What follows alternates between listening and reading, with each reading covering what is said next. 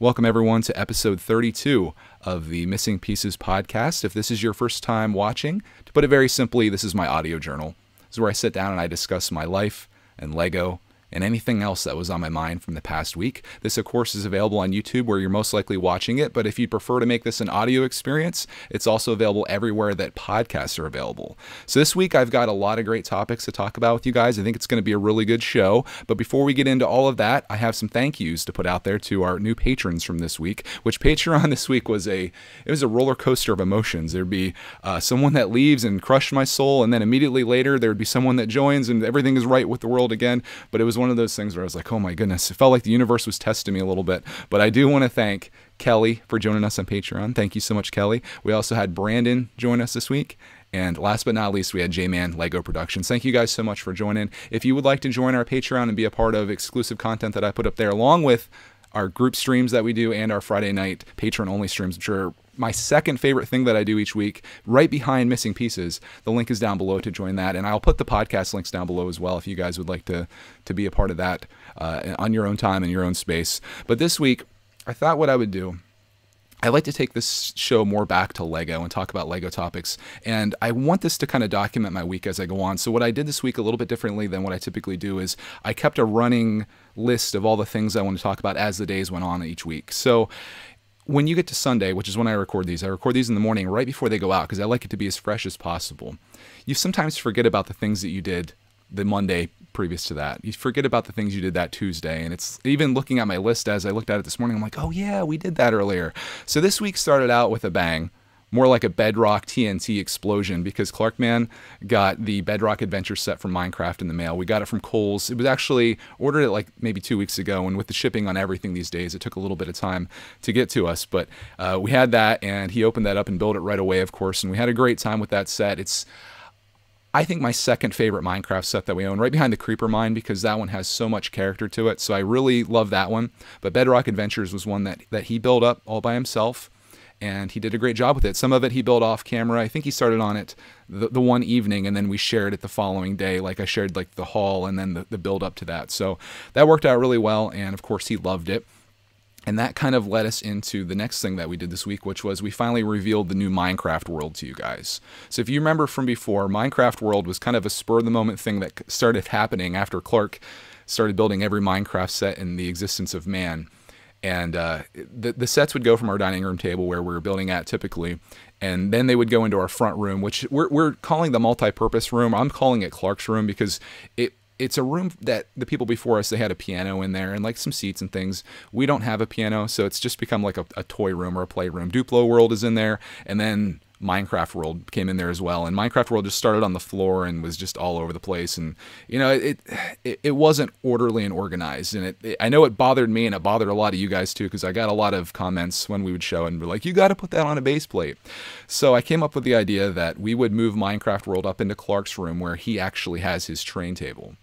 The thing is about his train table is that he very rarely does any train stuff on that. His train stuff ends up on the floor of his room where he snakes it all over his entire bedroom, and it's like to walk in there you have to like kind of do some jumps to get through the tangled mess of train tracks, which aren't a mess, they're orderly, but he just creates like this super highway of tracks, which I think is really cool. He's a track building dude, and I love his creativity when it comes to that stuff. He makes some really neat things, which I am sharing on Greg's Roll. I'm doing a weekly series now where I take a track that he builds from the week and I do a video on it. I thought that would be a cool thing, and I know a lot of people there love to see what he's up to. So I think we've done 2 episodes of that, and I think I have a third one that's recorded. In fact, right now he's cleaning up his room in an effort to make the next track. So there's one day each week that the track gets cleaned up, we vacuum, clean the place up, and then immediately after a new track comes in. That's Clark's schedule up there, I suppose. But in that room, there's a train table that I built, and if you go back far enough on brickitect, I think I might have built it in 2018, I want to say. You can see the video on it where I built this train table for him. It was always in the corner of the Brickitect studio right in front of the backlog in the old days. Now that we have more space up in his room, it can be up there now. And I decided that we would turn that into Minecraft World. So Clark carried all of his sets up there. He did it all by himself. Like, he wanted to do it. So I was like, okay, just don't drop anything because I've been there. And he carried all of his sets up there. He got it all set up just the way that he wanted it. And we did a video for you guys where we showed that off, and it was really cool. It was fun just kind of going on a tour of all the things that he did, and to see our progress in Minecraft and our collecting, which hasn't been that long. Like, it's only been a few months that he's been super into it. I would say, well, I guess maybe it's probably been about 6 months now that he's been really into playing Minecraft and or collecting it. It was cool to see all of those things still be alive and well and organized, because so much of our collection, you know, we build it, I tear it apart, we move on to the next thing. It's a pretty fast cycle here. But to see all of that, and essentially to have all the thing that you guys have been begging for forever, for us to make what would be a Lego city, only this is a Minecraft city, I really loved it. And you guys enjoyed that video as well. I saw a lot of positivity come from that, and I appreciate that. Clark he's tickled with it, and he's desperate for those new Minecraft sets to come out here in about a month or so. He's going to be all over those. We do have a little bit of space left for some expansion, but beyond that, I think we're going to have to kind of start building up and working our way up from there. But that was kind of earlier in the week. Clark, he's been going crazy with content lately. Like, he's pushing me to do way more stuff than what I would typically do. There's been a couple days this week that we've put out videos on all 4 of our channels, which is not an easy thing to do. A couple of them are live streaming channels. So like there have been days this week, and I'll talk about some of the things that we've done. And one very exciting thing that I've been wanting to do forever, and we finally had success in, we would put out a Greg's World video, whether it be editing and uploading that, I would do that. There's, of course, a brickitect video pretty much every day. You guys have been accustomed to that, and I like to keep you well fed, keep you happy. And then we would do a live stream of Brickitect Live, building whatever it is that was on Brickitect in some cases. And then we would do a gaming channel video as well, and sometimes I'd even do a Patreon live stream. So it's like I love those productive days where I'm putting content out everywhere, and I'm not feeling any sense of burnout or anything like that. Like, I'm doing exactly what I want to do, and I feel very fulfilled in doing that. It takes a good bit of time, but oftentimes I'm filming things, especially when it comes to live streams, I'm filming things that we were going to do anyway. So my thoughts on it are, why not share that with the world, right? Why not entertain some people that may be bored or sad or lonely or whatever? Maybe we can come into your life for a couple minutes and bring you a little bit of positivity or negativity, I don't know. Whatever it is that we offer, that's what I'm putting out there. So we went on a rampage. I think it might have been Tuesday. We did all of those things. And one thing that we did in particular that day is something that I've been talking about, I think, a couple times here, and I've talked about on Patreon as well. We did our first successful geocaching adventure.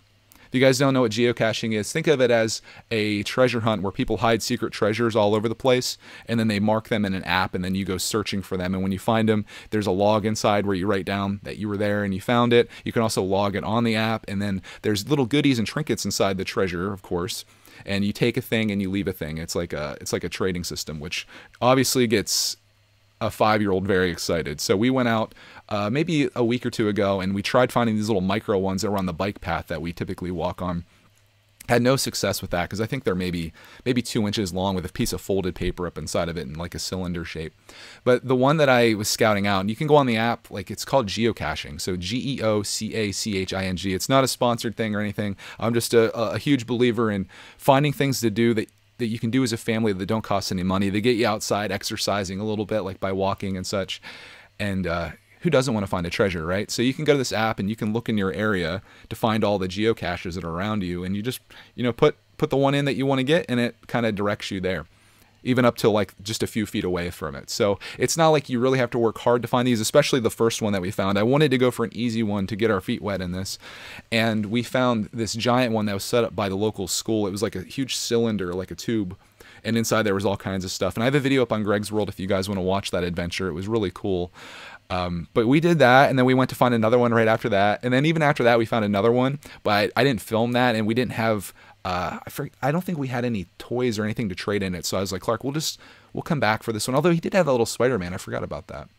He's just taking like some things we get in mail time. I hope you guys don't mind. We end up with a lot of stuff, but there was a couple little trinkets and things that he was okay with trading, so he put those in his pocket, and he ended up leaving the day with a couple little those green and tan army men, not Iron Men, army men, and he got this little lion thing that he traded, and it's just really cool. It's exciting. I know to some of you it might seem lame, like, okay, Greg, you're going out and finding a box that's in the woods, but for me it's the adventure that you find while you're doing that, right? Like you don't know where you're going to end up or what the location's going to be. And the one was in a memorial park, and there was the creek flowing there, and it gives me an excuse to get out there and hike and do stuff. And we're doing it together, so that's important to me. Plus, we get to make videos about it.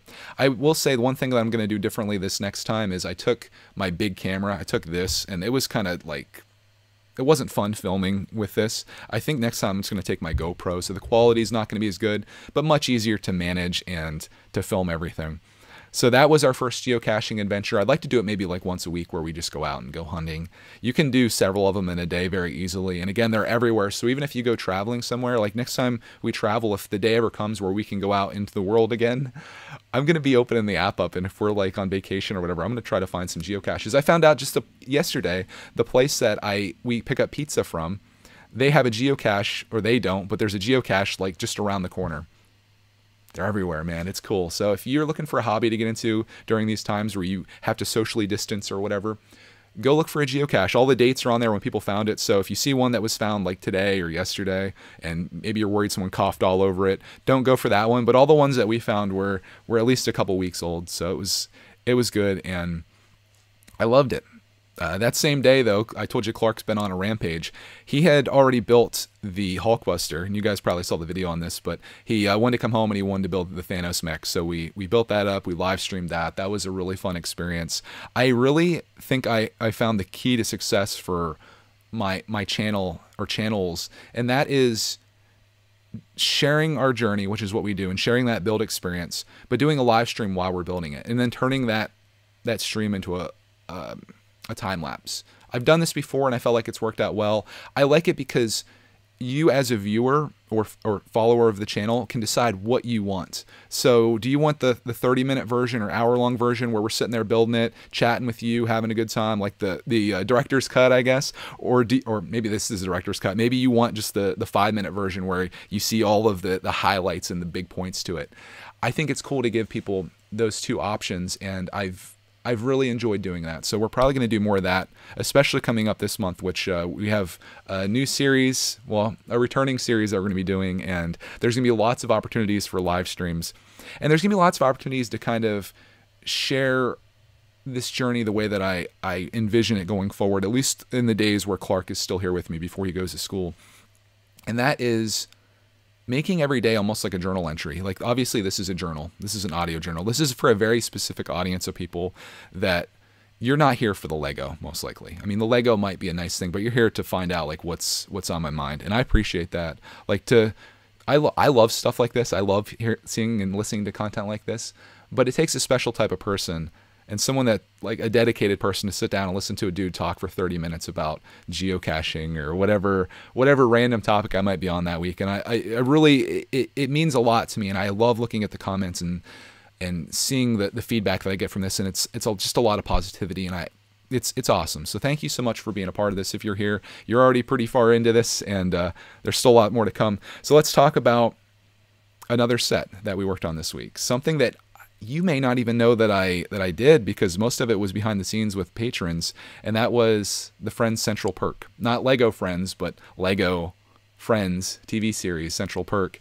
It was a set that I waited forever to get on sale, and I almost lost hope because I didn't see it anywhere. And then Amazon had it for, I think, $10 off, or they had the coupon that you click or clip or whatever it is where you do a coupon digitally and get it for $10 off. So I was like, well, it's probably not going to go much less than that, if anything. So I bought it. Eventually made its way here, and I was like, yeah, I'm going to start building this. So I built some of it just sitting in the living room while we were watching TV. We have like this ottoman, I think you want to call it. Is that what it is? It's like a footrest type thing. I was just building on that while we were watching, and it's shocking how quickly builds go when you're just watching TV. And then I built some of it on a Patreon live stream, and then I built the very end of it yesterday on Jin Blade stream. So that's all finished up. I don't know if I'm going to do a review on it. I don't think people really care about my reviews, so why don't I just do a review here? I think if you're looking to get a set, even if you're not a Friends fan, which I'm not, I barely know anything about the show. The characters' names did come back to me as I was building it, but in terms of a set, it's really good. Like, it's 1,070 pieces. It was $50, typically $60, so still a good bargain. And the whole set just oozes character, which is really important to me. There's two things that I like in Lego, or maybe three. I like sets with character, regardless of what it is. And I guess in conjunction with that, I also like sets that are kind of humanoid a little bit, like the droids and things like that. I like sets that can look back at you. It's an idea that I came up with this week. I like my sets to be able to look back at me, and I like creepy Lego sets. So I find that anytime you put eyes on a Lego set, no matter how you do it, in most cases it turns out creepy, sometimes cute, but I love having that kind of stuff. Which is why right now my number one most wanted set is the Darth Maul bust. The most creepy Lego set ever made. I really want to get it. I'm just waiting for, I guess, either to build it using my own pieces or bricklinking it, or finding a really good deal on it like Ryan happened to do a couple weeks ago. But Central Perk, back to the topic here. Highly recommend the set. It's a great display piece. You get like 7 minifigs with it. If you're just buying it for parts, it's probably worth it for you because there's a lot of great little stuff in it. Very few stickers, lots of printed things. Maybe I'll do like a little, I could probably even just have this as a voiceover while I show the set, but I think that would be, I could probably do something a little better than this if I had the set sitting in front of me. But I recommend it if you can find it. I would even, dare I say it, I would pay full price for it if you really are like sold on it and you just needed like this little bit of info that I had from you, like somehow my opinion has swayed you over that little hump that you were trying to wade over. I would pay full price for it. You know, get your VIP points from Lego or whatever. Try to wait for a promo if you need to. But I had fun with it, and I had it yesterday. I actually took it out. I finished it on the stream yesterday. I took it out, and Mrs. Brickitect was out listening to an audiobook on our deck. And I took it out, and I just set it down on our little coffee table thing out there by our chairs. And I really enjoyed seeing a Lego set just sitting in the sunlight. When you build in a basement, you don't often get that experience where you can appreciate the light hitting a set properly. And I did that, and I was just like, wow, it's such a gorgeous set. So she liked it too. Clarkman, of course, liked it. He started playing with the minifigs from it. It's still in one piece for now, but I recommend it. It's got the brickitect seal of approval, if that's a thing. Maybe we'll make it a thing starting now. It was cool. I think other than that this week, a non-Lego thing that I did, I have this titled The Setback of the Week. And this is embarrassing, but I went to get groceries. I think it was Wednesday. And let me tell this story and then I'll tell you the back story on it. I went to the grocery store. I pulled in the parking lot. It's all good. I pulled up beside a Mini Cooper. First time I've ever seen one in real life. I should have filmed it. Why am I not vlogging my life more? That's what I do. I pull up beside this thing. They're very tiny, but that's beyond the story. I get out of my car. I start walking over to where you walk in the store at. This is Wegmans, by the way. Anybody from PA, New York area, you know Wegmans? Anybody watch The Office? You might know Wegmans. They have some Wegmans products in there. Like I think they have the Wegmans soda. But I walk up and they have people waiting in line. This is getting way off topic. And I notice like pretty much everybody's wearing a mask. And I'm like, oh shoot, I'm going to be that guy that doesn't have a mask. Because Mrs. Brickitect ordered us masks from Etsy. I guess she's trying to get like ones that actually like are fabric and stuff. And the person was inundated with orders, of course. And they had just shipped, like she ordered them a month ago and they just shipped. So we were waiting for them to get them. I stand in line. I'm like, all right, I guess I'm going to be the guy without a mask. And as I'm standing there, I look up at the sign that's beside the door and it says, as a state mandate, all people entering the store are required to wear a mask. So not only do you have to wear a mask, but they're only letting certain people in at certain times and allowing people to go out. And I was like, shoot, I don't have a mask. I've got nothing to wear. So I left the grocery store and went back home. We didn't get groceries. It was actually the best grocery shopping experience of my life, to be honest with you. But yeah, we need those masks. I feel a little weird. Like I did end up going out yesterday. Cody has like this scarf thing that you can pull up over your face. Like you're like, I don't know what it is. It's just like a piece of fabric. Like you can keep your neck warm, but if you get cold, you can pull it up over your face, like up to here. I did wear that out yesterday because we got some pizza from the pizza place with the geocache beside it. And, I wore that in and I thought it'd be really awkward and weird until I walked in and saw everyone else is wearing a mask. Even the people working there are wearing masks. I'm like, okay, this is just the new norm. I kind of want to do like I don't have one, but I want to do like a cowboy bandana where you just have like the thing coming down like that.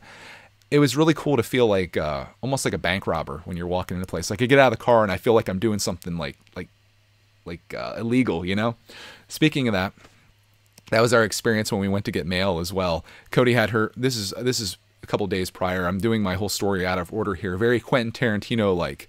I'm going to direct our podcast like Quentin Tarantino does movies. If you know what I'm talking about. It's sort of like you'll see the middle of the movie first and maybe like you'll see the end and then you'll see the beginning. It's like Star Wars for all you Star Wars detectors out there. But we went to the post office and it was kind of funny. It was a rainy day. We had Clark with us and I pull up the post office And it felt very much like a bank robbery. Like I was saying, like Cody put her mask up and I'm sitting in the car's running. She goes in, gets the boxes, comes running back out with the boxes. Not like running, but you know, you get the idea. And it just really felt like one of those moments where it was like, dude, we're robbing a bank. Because she comes in, throws the boxes in, gets in, and then we drive off. I can dream, right? I can dream about being a bank robber. It was kind of wild, but we did get a lot of mail. You guys were crazy this week with the mail. I'm doing it every 2 weeks, which I'm sure the post office is thrilled with, because you have essentially, when you have a post office box, I don't know how many people out there actually have one of these. I wouldn't if I didn't do mail time.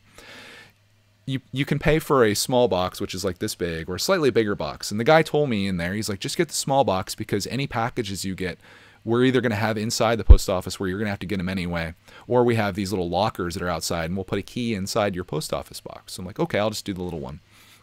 And when you don't go there for a while and they start putting your stuff into these lockers that they only have so many of them. I think they may have like 9 lockers of different sizes. And your stuff starts adding up in there. I don't think they love that too much, because most people typically get their mail like every day, every couple of days. They don't go 2 weeks without getting their mail. So we went there and it was a lot of stuff, and I ended up breaking it down. You saw breaking it down. That's a series. I have a lot of series that I just say in regular conversation. Like once someone says, like in a live stream, they're like, oh, I'm missing pieces. I'm like, missing piece? I don't know. This is getting cheesy now. I'm sorry, guys. Leave a like on the video. Or rate the podcast if you're listening to it. We're splitting the mail into 2. I'm kind of just breaking it up kind of evenly, and it's actually working out well, because sometimes we'll have like a week where there's just like a ton of mail, and I feel like I'm inundated with all these things that I have to try to record and show all the stuff inside. Then there'll be a week where we get like 1 or 2 things. So this allows me kind of to break that down in half. And then we got a lot of letters as well for brickitect. So I did the first half of that.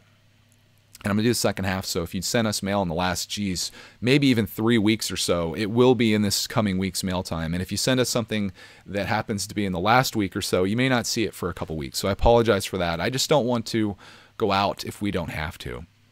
So I've been trying to limit that. In fact, that was outside of geocaching. That was the second time in the last 2 weeks that I've left here. And I'm okay with it. I've had people ask me, like, how are you dealing with quarantine? How is this affecting you? And I'm like, it's really not, other than ad rates being down. And I think, like I mentioned at the beginning of this episode, the Patreon detectors, I think some people are feeling it, because there's a lot of people out of work. And, you know, that I always tell people, if you're on our Patreon, this should be the very last thing in your budget each month. If there's ever a situation where it's like, hey, I need that $5, this needs to be the thing you need to cut. Keep all the other stuff in your life. So that, I think, is having an impact. But outside of that, I'm just doing my thing. I'm making videos. I'm actually very happy as an introvert, where I get to do my gaming stuff that I'm doing and doing Lego videos for you guys. It's hard on Greg's World, but we're making do. We're doing the train videos, which people love. We're doing HelloFresh meal videos, which we be doing anyway, and it's really fun to share our experience with that. If you want to see a really funny video, go over to Greg's World and watch our most recent HelloFresh video where we make hamburgers, or Monterey Jack burgers, or whatever they are. Mrs. Brickitect is in that one, and she's dropping some pretty not for kids jokes in it, which I thought was fun to go back and forth with that, because I try to envision, and I get messages like this. In fact, I got a really nice message last week from Gemma, the day that I lost one of our biggest patrons. And I was just really crushed. And then I got a message. Gemma signed up, and she sent me this message on there that just completely changed my day.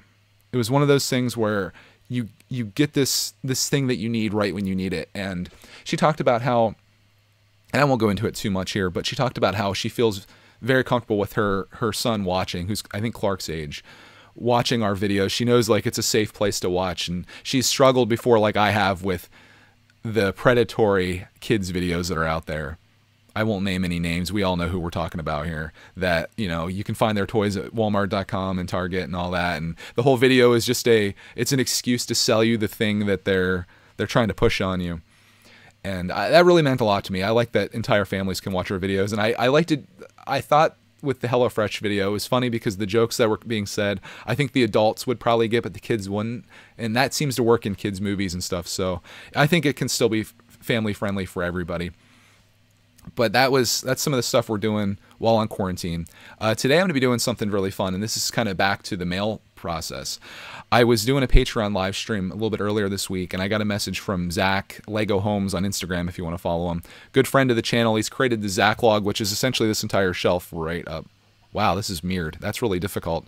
I'm pointing, by the way, if you're listening to this. He created the Zach log, and he asked me what I'm doing for May the 4th. And initially, I was like, I'm going to get the Boba Fett helmet because I want to get that promo, the Death Star Battle 2, which isn't that great. I did a whole video talking about why I don't really love it.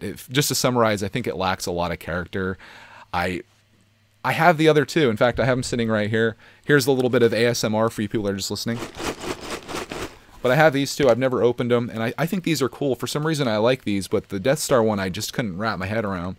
But I was gonna get it, and I told him I was gonna get the Boba Fett helmet, and he was like, "Don't buy it because it may or may not be coming your way." So I was like, "Okay." Zach's sending that, and we opened that up Friday morning, and I'm building that up on a live stream this afternoon. So if you're watching this like right when it comes out, or listening to this right when it comes out, 1 o'clock Eastern today, or if you want to watch it back later, if you're a person that enjoys this, where you just get to sit down and listen to someone talk, I'll be doing that with some friends this afternoon, so you can tune into that on brickitect Live. He was sending that to me, so for a couple days I was like, I'm not going to do anything for May the 4th. I'm not gonna get any sets. Which, let's talk about the May the 4th promo or whatever it is, as they're calling it, Star Wars Day.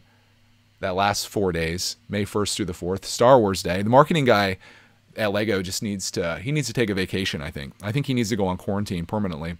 And then they're also calling it the biggest event in the galaxy, which I think a lot of people, from what I've seen in comments and just talking to people, I think pretty much everyone would disagree with that this month or this year, because there really weren't any sales. There was nothing special outside of the Death Star battle, which isn't even good.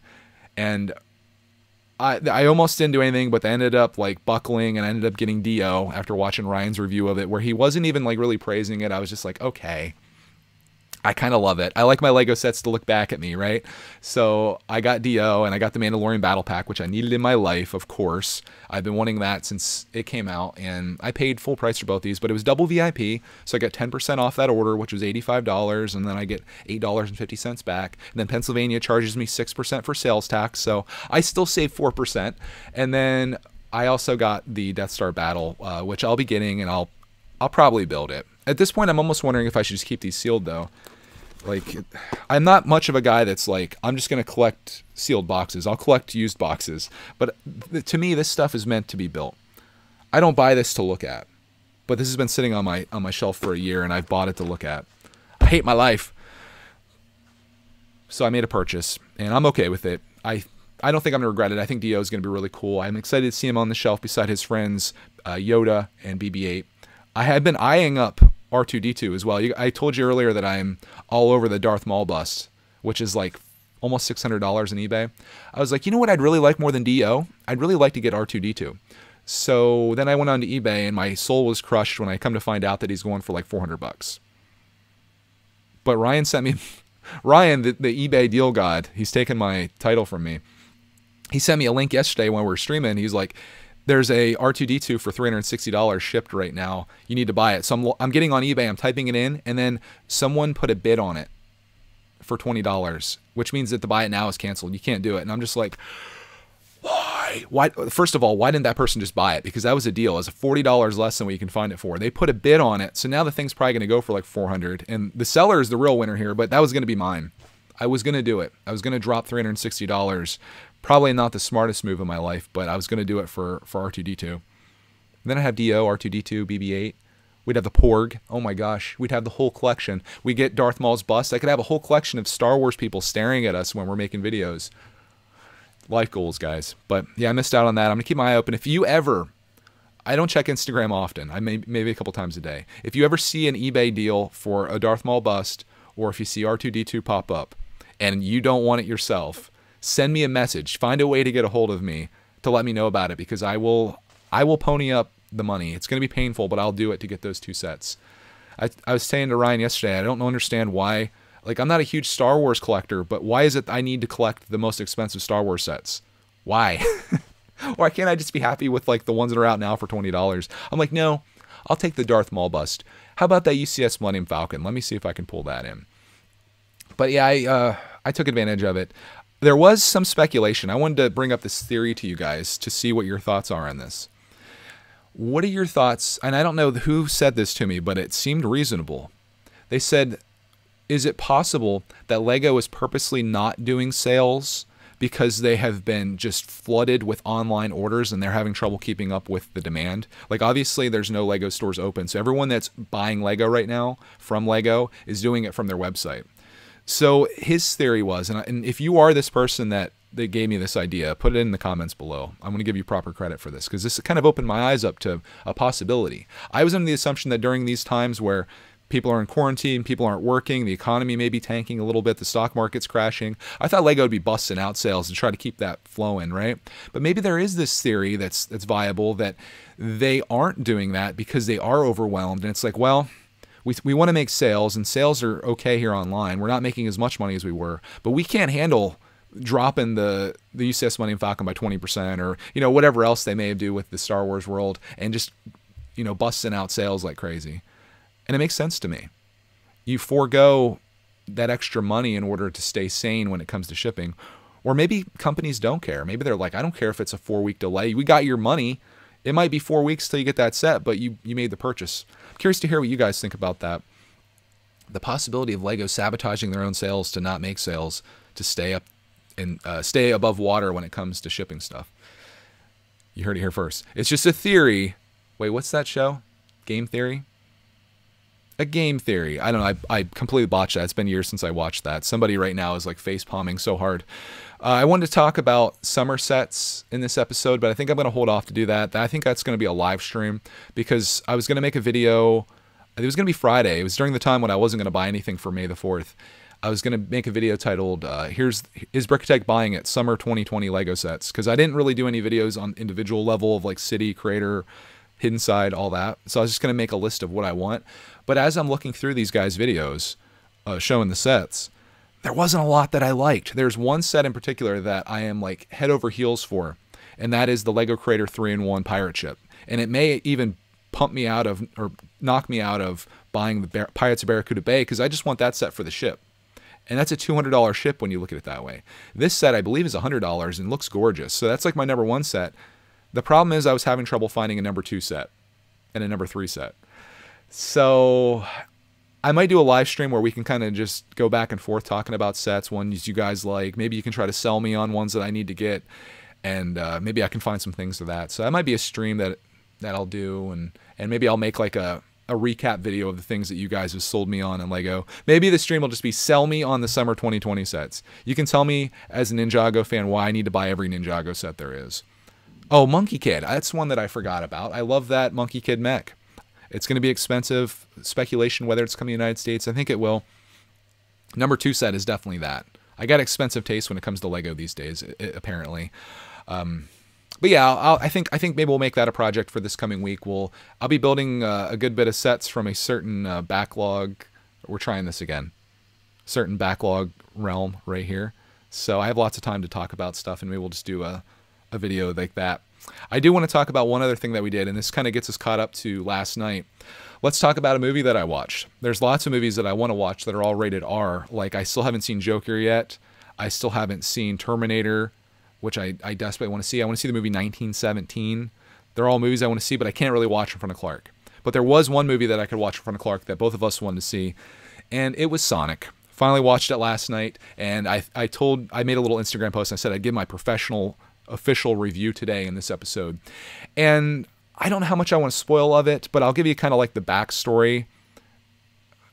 I don't want you to leave. I'll try to keep it spoiler free. So basically it's about Sonic the Hedgehog. You may know him. He's a blue hedgehog who runs really fast and goes through loops and collects coins. He finds himself on planet Earth through some means, which I won't reveal here. And he comes to find out that he's very lonely here. He's an alien, essentially, and he's lonely. He has no friends. And there's a scene in the movie where he's playing baseball, and he's having a great time. He's playing by himself as all the different positions because he's fast enough to do that. Then when he hits a home run and he slides into home plate and he's all happy, he realizes that no one's there. and he's very sad. So he kind of gets kind of aggro, and he starts running around the bases, and he starts going faster and faster. That creates this blue pulse and creates like a blackout across the world, or at least that part of the United States. I think they're in Montana. The Green Hill Zone is where they live, Green Hills or Green Hill Valley or whatever it is, from Sonic Level 1. And that blackout causes the government to get suspicious or get involved, and they bring in a gentleman by the name of Dr. Robotnik to get to the bottom of this. And the whole movie kind of is about Sonic kind of running from Robotnik and befriending this guy that he's been watching kind of creepily through his window as a stalker. And they go across the country, or they're actually going to San Francisco. Is this too spoilery? To find a certain thing that they need to help Sonic and get him to where he needs to be. So vague, so vague. But yeah, it's really good. Robotnik is played by Jim Carrey, which instantly, Jim Carrey has the Midas touch for me in terms of movies. I love everything Jim Carrey does. He's so fantastic in everything. And he plays awesome Robotnik, or Eggman, and you come to find out how he's called Eggman from Sonic. The movie it's an hour and 30 minutes long, so it's pretty short. Held Clark's attention the entire time. Sonic is really well done. It's one of those situations where a company listened to fans, because from what I understand, the original Sonic, when they released either like a teaser of what he looked like or a trailer, he looked like garbage, and people were like, whoa, whoa, whoa, whoa, whoa. So then they were like, okay, let's redo this, and they did it, and it was good. The movie was awesome. There's some great action in it. There's all kinds of little fun things. There's some little Easter eggs that are hidden in it. But then there's this one thing that I won't say ruined the movie for me, but really like it hurt my soul. My stomach's growling right now. Hopefully you guys can hear that. I need to go get some breakfast. Listen to Brickitect's stomach growl. I should eat before these podcasts. But speaking of eating, that's what hurt my soul. There are 2 times in the movie that something happens that just really took me out of the experience. And that is a reference to a certain restaurant by the name of Olive Garden. And it's not because I don't like Olive Garden. It's because it was completely unnecessary. Let me explain the 2 scenes. And the one's going to be kind of spoilerific. So, spoiler alert, Sonic doesn't die, okay? And they get away from Robotnik. I won't tell you how that happened. You have to watch the movie to find that out.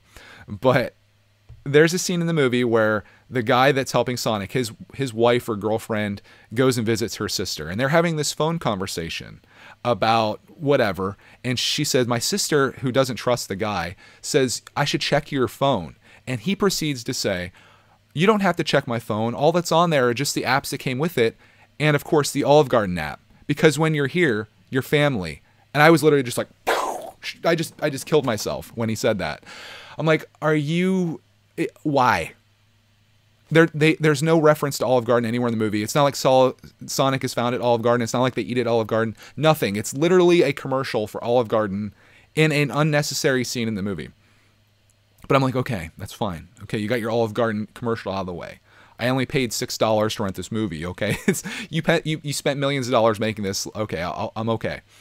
This didn't help that I also watched a video the day before about Transformers and the product placement in that. There's like 66 ads in there, and I watched this like Bud Light spot that they did in the middle of Transformers. So I was already heightened to this, and then that Olive Garden thing sent me over the edge. It gets worse though, because at the end of Sonic, when Sonic doesn't die and things kind of right themselves with the world, the government comes to the door of the gentleman that Sonic is, his name's Tom, by the way, that's helped Sonic, knocks on the door, and he has a gift from him from the government for forgetting all the things that happened. And he's like, oh, what can it be? And he opens it up. And Cody, I showed her this because I think she was listening to her audiobook when we were watching Sonic. Obviously not a movie for anyone other than maybe Sonic fans. You're the mothers in the world, maybe not totally interested in it. But then I kind of got her hooked into it when I was watching it back for this. She guessed it. They give him an Olive Garden gift card for $50. And then they talk about the never-ending bread bowls and all this stuff, or never-ending pasta bowls or whatever it is. And I'm just like, why? Why does this come back to Olive Garden? I know it's a funny thing, I guess, and relatable or whatever. But why is it when you're here, your family, and why do they have to talk about the never-ending pasta bowls at the end of the movie? I know if you're an Olive Garden fan, you're triggered that I'm upset by this, but it was just, there was no reason for this whatsoever. And I'm triggered about it. It was a cute movie, and it was really fun. And then they took it that way, but then they made it up for me at the end, because the end of the movie, and this isn't a spoiler, but they show the whole entire movie during the credits as a Sega Genesis game. And it was awesome. I literally wanted that to be a game. They show Sonic running through the levels and stuff that are of the movie. It was so good. And then there's an appearance by someone, stay through the credits, because there's an appearance by someone at the end that kind of sets it up for a sequel. And I'm pumped. I need to see Sonic 2. I hope they make it. And maybe we'll have a Buffalo Wild Wings ad in this one. He's like, Buffalo Wild Wings, they've got the best boneless. I don't know. There has to be other people out there that saw it and were cringing by it, but I digress. That's my rant on Sonic. Still an awesome movie to watch. You're probably going to want to eat some Olive Garden afterwards, subliminally or not subliminally. You're probably going to want to do that. Speaking of subliminally, this isn't even on my topic list, but we've still been watching a lot of G.I. Joe, and there were some subliminal messages that were happening in one of the episodes with Shipwreck, and it was so good. If you haven't watched G.I. Joe yet, from 1980s, oh, it's fantastic. We're in season 3. We're watching them out of order. I'm watching them from our DVR. Freaking love that show. Me and Clark watch it during lunch. We watch it just when we're hanging out. It's fantastic. But that's pretty much everything that happened to me this week. I'm going to open this up to listener feedback from last week. I know this episode's getting a little long, and hopefully you're okay with that. This is just me and my audio journal. But I want to talk about one message here. I'm going to try to limit this to one person. And this is from Keith Mathley, who listened to the last episode and had some feedback on it. He said, one thing I've been thinking about lately, and I think this is really fantastic. I was like, this is going to be in next week's episode. He says, does making videos for you take away from some of the enjoyment of Lego?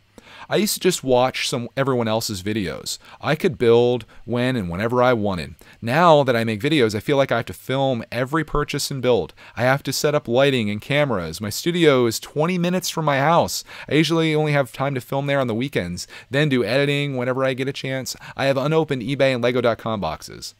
I have a backlog now. Now, even some of the smaller sets, it could take hours of work because of all the stuff it takes to film a video. Just wonder how you felt about it. At least you have a little helper with the building. And I do, Keith, I do. But this message and this comment held a special place in my heart, unlike the Sonic movies Olive Garden references, because I sometimes feel that way. I created this channel in a way, and I'm trying to get away from this, and I want to kind of talk about the way I plan to move forward here. I felt like everything that I bought, it's very easy to do haul videos. You can just do a haul video. Obviously, my studio is down the stairs. It's not 20 minutes away. Lighting for me is flipping on all the lights in here and setting up a couple lamps. I don't do anything special when it comes to that. But I appreciate your professionalism. But the whole build thing, I very much feel that way. I'm like, oh, if we have a set, we have to make a video on it. That set, I have to make a video on. Clark will be like, hey, I want to build a set. I'm like, no, we have to make a video on it. And it wouldn't be a convenient time or whatever. I'm trying to get away from that now. You're going to see some sets that are built in the background, like the Hulkbuster, for example. Clark built that, but I did a video with the Thanos mech where we put them together, and I think maybe that's a strategy maybe you could do, Keith. But for me, what I want to do is create almost like a journal. I want this to be a journal where it's like, hey, you didn't see the unboxing, opening, building of this, but here's what we've been working on, and here's what I can share about it. Sort of like Central Perk, for example. I can do it with that. I don't think, at least on my channel, I think there's a lot of Lego channels out there that people are there specifically for their reviews or for their news or for whatever the thing is. For me, I think people are more here for, what are we doing? What have you guys been up to? What's Clark doing today? What kind of crazy stuff's going to happen? And I don't think I need to be in that space anymore where I have to show every little thing. I don't think people care. I could do a video where it's just me talking here on camera about missing pieces, and a similar number of people will watch a video of me building a Lego set. I think there's just this, I don't want to call it a fan base, but there's this group of people that just want to follow us. And I think that's a great position to be in. I could do a video about us eating snacks and people would watch it. And I've done that, which I love to do that. Hashtag Cadbury Fingers. But I don't want it to be so much pressure. I think what you're going through here, Keith, you talk about, you feel like you have to film everything and you have to set the lighting. I just want to authentically share what I'm doing in the world of Lego. And that might mean we build a couple sets that you didn't get to see. You may not have seen that unboxing. With the next month, which I guess I'll talk about now, Star Wars month, you guys probably already all know, but Star Wars month is happening in May. And that's kind of where I want to take it. I don't want it to be like a video about a set. I want it to be a video of hey, it's May 4th. This is what we built. Hey, it's May 5th. This is all the things we did today. We might have only got 100 pieces built. today, but we got this done. This next day, we built 4,000 pieces. God, that would be great. But this is kind of what we did. This is every day should be like a journal entry. And I really, oh my gosh, Keith, like you just got me this idea where I should really frame Brickitect like that. Like almost start the video off with like a writing, like write the date on something. That'd be such a cool intro. And really it would convey the fact that this is like a part of my life. This isn't just a Lego channel for me. This is me sharing my experience and my journey with my son. And every day is like a progression towards this ultimate thing, which is, I guess, defeating the backlog. But more than anything, it's like growing as a family. You know, like Clark going from a guy that sits there and looks at minifigs and tries to put them together to a dude that's building sets by himself. And God knows where it's going to go from there. Like it's a progression, and I want this to be like a journal like that. So for me, Keith, and I don't know if this works as well for you or if you could use this advice. This is sort of my own therapy that you've helped me with, so I really appreciate that. But I kind of just want it to be, this is what we've worked on, without that pressure of being like, okay, I have to film a formal review of this Lego Friends set that we got. And these guys are going to see each bag open to see what's inside there. They want to see the manual. They want to see, you know, bag 1 completed, bag 2, time lapse. I just want it to be more free-flowing. Especially when my videos are made for kids, it really is painful to put the time of editing in that I do, because what you see on some of my videos may be like an hour of me filming that's condensed to a 10-minute video. I'd rather just be like a free-flowing one-take thing where I'm just like, all right, guys, here's what we did today. You probably saw the live stream on it. We did that, but here's our little build, and this is why I love it. This is why I hate it. There's no Olive Garden references in the videos. That's another big thing. Yeah, that's kind of where I want to go. So stay tuned for that. Star Wars month starting today, basically, with the Boba Fett helmet build, which will be happening this afternoon on Brickitect Live. We're going to be building Star Wars sets all throughout the month of May, with the inclusion of, I guess, a brickitect here and there if I need to do that. Mail time, of course, that probably aren't going to be Star Wars things, and any other little random things that pop up. But we're going to be cranking out a whole bunch of Star Wars content, which I think is going to make a lot of people thrilled, because I've learned from my community streams that there's two groups of people that are really prominent on here. There's Star Wars fans and Ninjago fans.